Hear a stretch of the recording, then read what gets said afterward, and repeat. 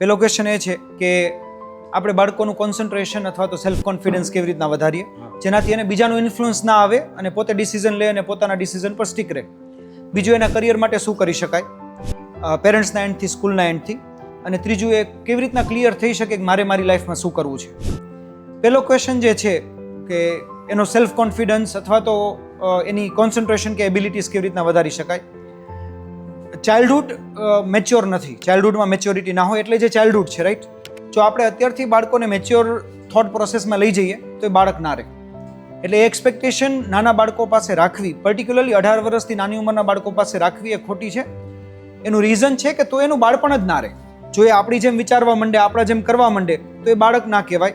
તો એમ રમવું, મજા કરવી, ભૂલી જવું, નવું યાદ કરવું, નવું શીખવું એ બધું પોસિબલ ના થાય. સો એ ઓકે છે, એમાં કોઈ તકલીફ નથી કે બાળકો પોતાના ડિસિઝનમાં સ્ટીક નથી રહી શકતા અથવા તો બાળકનું માઇન્ડ બહુ ઇન્ફ્લુઅન્સ થાય છે સોશિયલ મીડિયાથી, ફ્રેન્ડ્સથી, બીજી વસ્તુઓથી. એ એબ્સોલ્યુટલી નોર્મલ છે કારણ કે એ જ ચાઇલ્ડહુડ છે.